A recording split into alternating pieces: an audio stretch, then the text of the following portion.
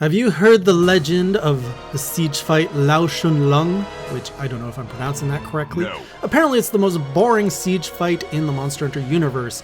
More boring than the Zor Magdaros. Well, I have tried it, and I'm here to say I can understand why it's boring, but I had a lot of fun with it. Welcome back, classy crew. We're here a week after the last journal, and I'm happy to say I have now progressed through G3 as I have slain, I have to look at my notes, the Lao-Shan Lung, because this thing is way too many foreign words to me. It is a fascinating dragon fight, and it has a really interesting setup. I completely understand why it's slow. It's like watching a constipated poo come out. Like, I was gonna say it's like a slow train, but I think a constipated poo has a more descriptive thing. It's a really cool setup where you have like this gauntlet, and he's just basically barreling down the gauntlet really slow as you just pummel him with cannons, with artillery, with pretty much every artillery weaponry that you have. And then he breaks through the first wall, and then you have a second chance of stopping him in a different container. It's really interesting, but compared to all the other siege fights, it's a little underwhelming. Like, Gogmazios was, I think, a way better siege fight in Monster Hunter 4U. My expectations were probably really low because everybody's like, oh, it's just a really boring wall. Like, he's probably not even going to repel it and stuff. So I was happy that I actually was able to repel it, which means just doing enough damage in 35 minutes. But yeah, as a solo hunt, probably not the funnest thing. But multiplayer, I kind of, like, as a one-off, great. I think it's a great one-off fight. As a fight that you have to grind, oh boy, I don't think it's very appealing. I love that as soon as I got into the map, it's very obvious what you need to do. It's like you're at the edge of a gauntlet, there is a dragon coming in, there's a wall at the other edge, and as you step right in, there's the cannon thing, the cannon platform that's clear, that's like, okay, I gotta load some cannonballs into this thing. I love that compared to Monster Hunter 4U, this platform, you don't have to load 10 cannonballs in. You load 3 at a time, which makes it a little bit less tedious to be loading balls into this platform. Don't like that then you have to pretty much wait or go down and tussle with Lao-Shan Lung. But then you just blast him, and really all he does is pretty much just create tremors by like stepping near you. He roars, and if you're in the wrong place, he'll belly flop you or like slowly walk over you. That's like the most damage he can do. So it's not anything too crazy. The artillery, you can bind him, you can like just shoot his head a bit. The second arena is probably more interesting, although the first arena has the Demolisher, which I may like more than the Dragonator, and I would love to see the Demolisher return because I just love launching a massive cannon, firing a massive cannon on this thing. That's fun. He breaks through the wall, makes it to the second area that has a bridge where you can actually cross the bridge, jump on his back. You can actually carve him at this point, thanks to the chat telling me that, and you can drop some barrel bombs on him on his back and just kind of break his back. I did do that. And then what else? There's a Dragonator, which you can only use once, which sucks. Like in every other siege fight, the Dragonator usually recharges, reloads. This one, it's a one and done. The rest of it, I had a charge blade, and all I was doing was just like cracking a bunch of like Saids and Naids on him, on his belly specifically, and it was just rinse and repeat, just kind of like charge my shield, bam, bam, bam, charge my shield, bam, bam. Oh, he's belly flopping. I can understand why people say it's boring, but I think I'm happy that this kind of fight exists. I think there's a lot of ways that they could make it interesting. Like, I'm just thinking if they had brought this back for Sunbreak, let's say, where you can wire bug everywhere and making the dragon a little bit more dynamic with more attacks, and maybe even having, well, you could have like a second invader monster that just comes in every 5 minutes or something to add to the fray. You could have the monster having some kind of range attack. There's a lot of ways that you can do this. So I would love to see this fight remade in the modern gen, but it was fun. I liked it.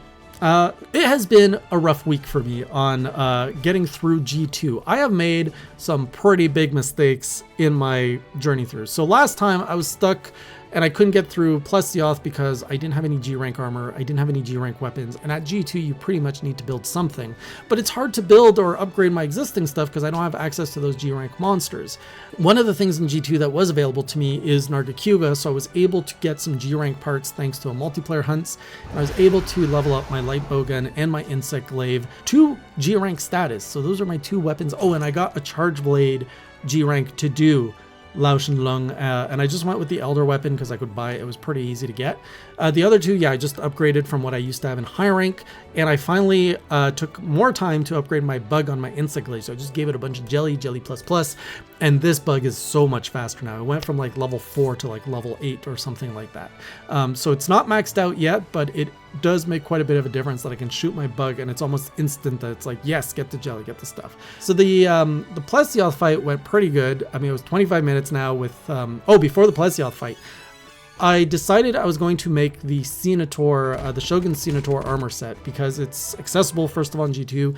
It's recommended by Gaijin Hunter. It has quite a few skills, including you can get expert, so you can get crit +3, you can get repeat offender, which means that the more you hit a monster, the more I think your affinity increases, like in succession. But to get the full set, you need some Plesioth scales, and I can't grind the Plesioth until I do it myself. So I got a few pieces of armor from the Shogun Ceanataur, if I remember correctly, went with the insect glaive, fought Plesioth, finally gave him the punishment he deserved. Now that I was actually able to deal more damage, finished him off in 25 minutes, which let me grind the last pieces to build my Ceanataur Blade Master set, which is now what I'm using, and it is actually helping me survive a lot more. From this point, I remember there was some discussions of, okay, well, what are you going to get for your G rank gunner armor? And at one point somebody mentioned the Rustrazor, the deviant basically of the Shogun Ceanataur. I was like, okay, and then a lot of other people are like, no, you don't want to do that. And one of the skills that's useful in the Rustrazor is the Pierce +1, which is really compatible with my light bowgun, which uses Pierce ammo. Everyone else was saying, no, you want to do either the base Ceanataur or the Malfestio, and there was all these recommendations. Well, between that stream and the next stream when I actually started grinding, I totally forgot what we landed on. And in my head it was, go do the Rustrazor. So I go in, of course it's the deviant, I can't grind it in multiplayer until I hunt it myself. It's a capture quest, and I was trying to go, like I was struggling with it, but I ended up killing it, which I was like, no, after like 30-35 minutes, it had died unexpectedly. Like I wasn't beating on it that hard, and it just kind of died. Like I didn't even get to see it limp or anything. Anyways, it counted as me killing it, so then I was able to bring in my multiplayer crew and we just went in and captured it. And then we grinded for hours to get all of the Rustrazor parts, and I finally built the gunner set, and everyone's like, why did you build that? I was like, I don't know, why did I build this? This doesn't look good. It's basically a good armor set for guard. I think it has guard up or something in it, but I made a mistake. I had completely forgotten which one I was intended to build, and honestly, it's the Ceanataur gunner set, not the deviant version.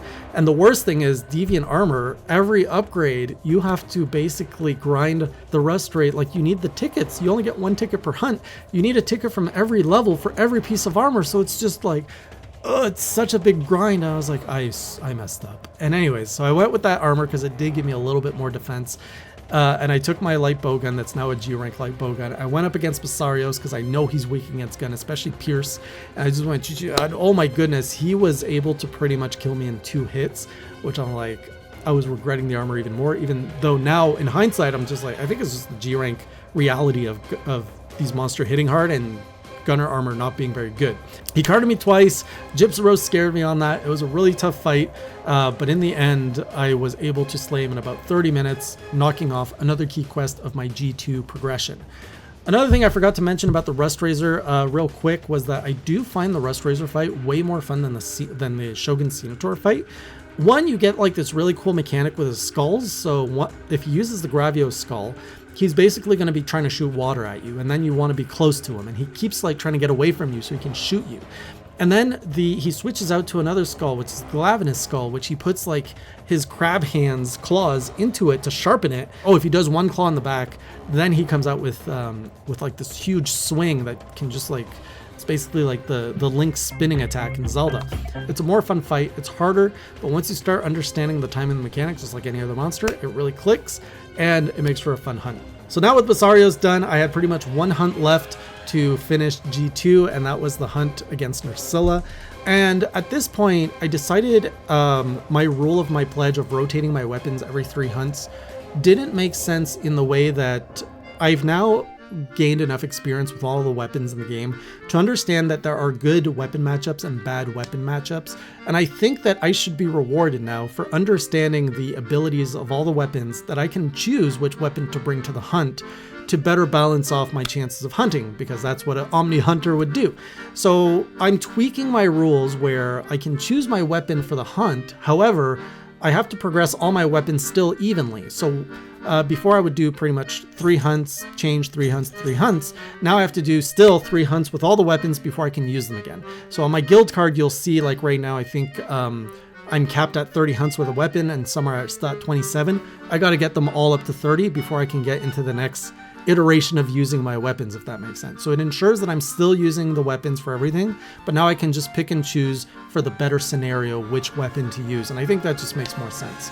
So I went, got the G rank charge blade against Nerscylla. That's always been a good matchup for me in 4U, and this one was tough.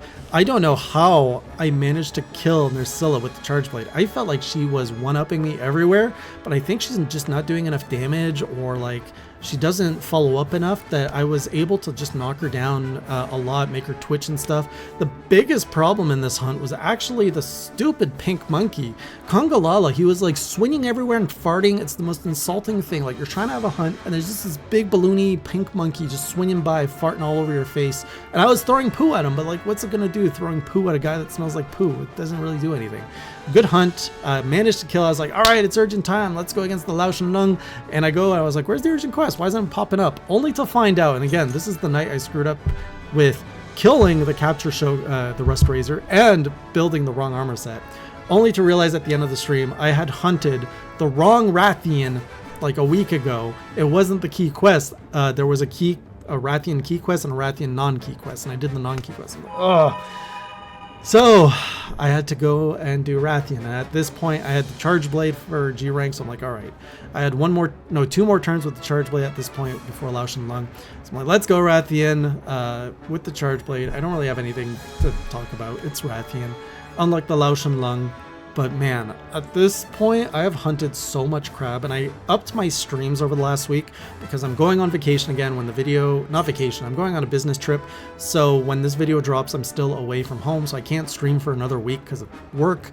And I really wanted to not get too far behind, so I upped the number of streams this week so that I could catch up. So I'm in G3, there are 7 monsters to fight here, and then there's another 7 in G4. Once I kill all of those, I then have to go and fight Malfestio in G2 so that I unlock his deviant form, because after finishing the G3, G4, I still have 5 deviants left to hunt. From what I understand, Bloodbath only requires you to hunt the GU exclusive deviants to unlock. So that means I've already done the Rustrazor, which was one of them. The other one would be the Malfestio deviant, and then the other 3 or 4 are the Fated 4 deviants, which those are going to be a pain in the butt. So 20 monsters remain. I've got about 5 weeks of streams before Wilds drops to get to Bloodbath. I really think I can at least get to him so that I can get to him before Wilds drop, and then pretty much all I have to do is just do my 14 hunt attempts and many more, because I will certainly fail against them, and finally slay this Bloodbath and get this pledge over with, which, it's due time. It's been a while, but almost there. So thank you for following. I'll see you on the next stream when I'm back from my business trip or on the next journal. And until then, keep it classy.